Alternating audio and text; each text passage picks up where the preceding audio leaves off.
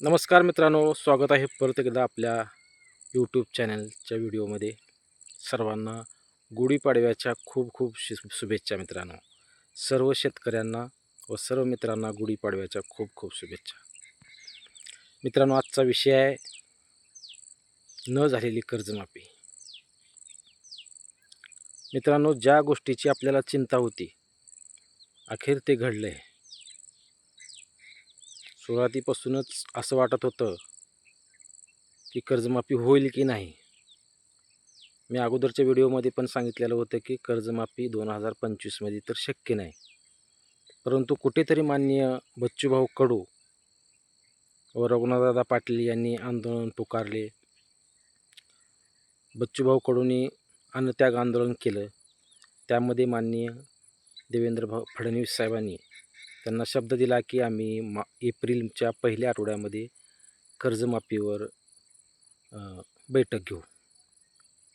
मग त्यामध्ये थोडा आधार वाटला की आता काही का होईना कर्जमाफी कधीतरी होईल, परंतु बैठक तरी लागते. परंतु हे सगळं घडत असताना मित्रांनो, माननीय राज्याचे अर्थमंत्री, राज्याचे उपमुख्यमंत्री अजितदादा पवार यांनी बारामतीत स्पष्टच करून टाकलं की 31 तारखेच्या आत सर्व शेतकऱ्यांनी पीक कर्ज भरा. आता कशी होईल कर्जमाफी? पीक कर्ज भरा म्हणल्यानंतर कर्जमाफी कशी होईल? म्हणजे वसुली चालू झाली आहे.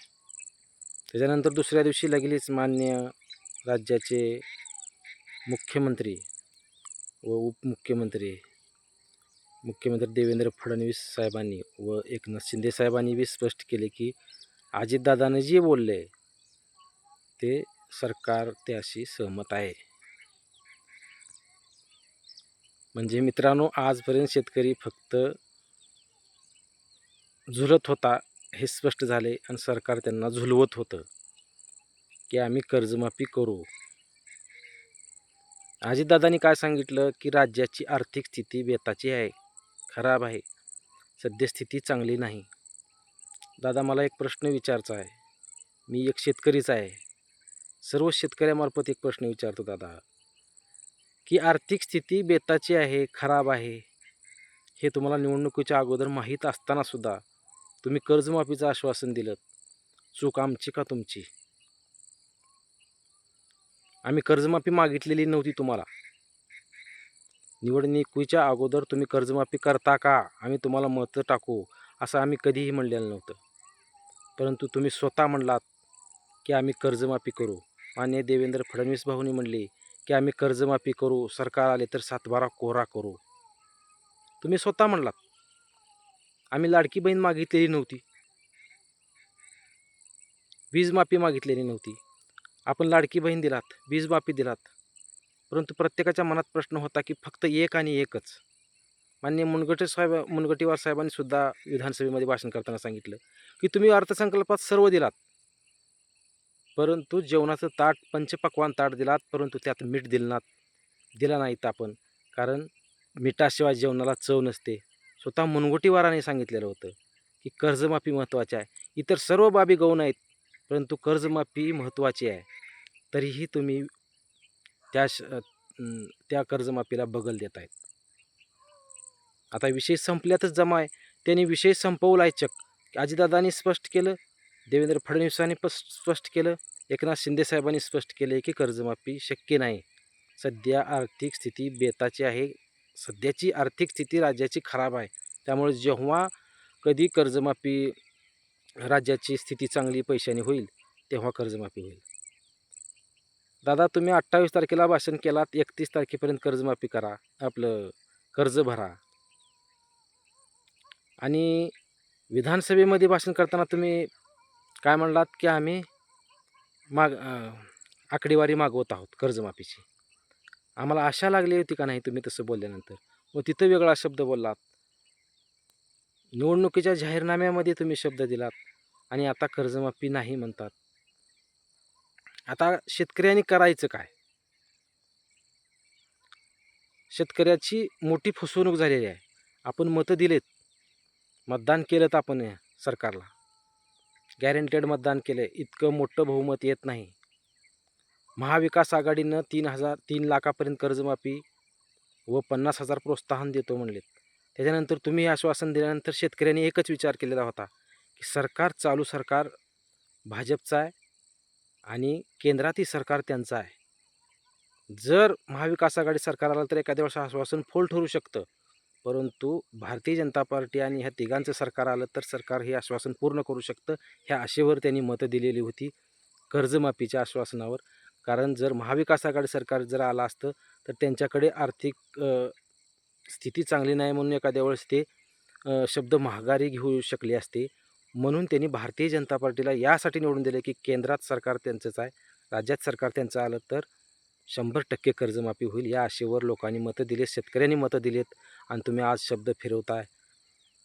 या जाग्यात जर उद्धव ठाकरेंनी शब्द फिरवला असता तर आज काय घडलं असतं तुम्हीच विचार करा. आता आपल्याला नेमकं करायचं आहे काय? आता राज्याचे मुख्यमंत्र्यांनी सांगितलं, दोन्ही उपमुख्यमंत्र्यांनी सांगितलं की कर्जमाफी होणार नाही, राज्याची स्थिती खराब आहे. मित्रांनो, आता याच्यापुढे अशा गोष्टी घडणार आहेत.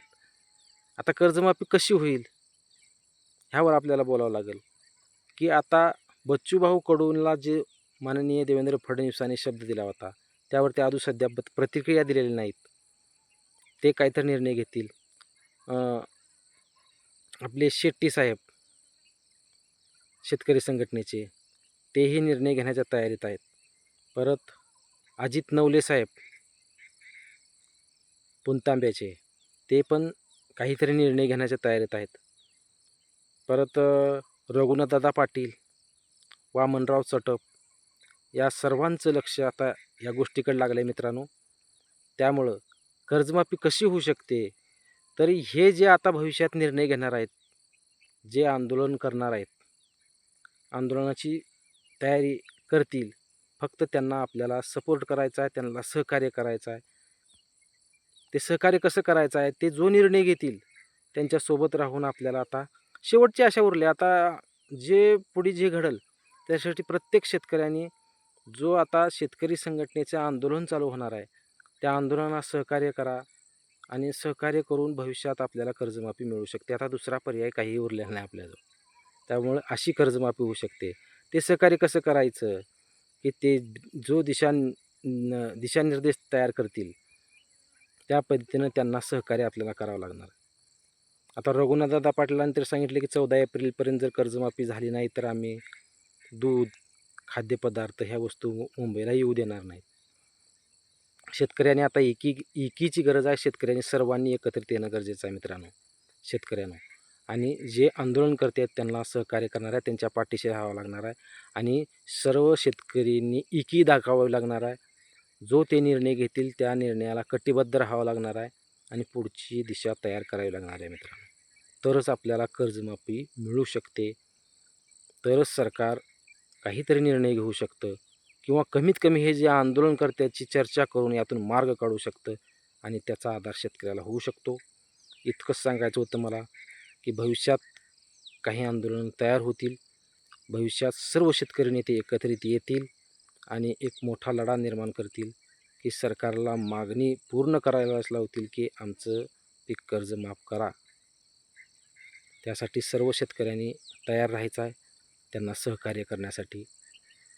भविष्यात जो त्यांचा अपडेट येतील ते आपल्या व्हिडिओमार्फत कळतच राहतील.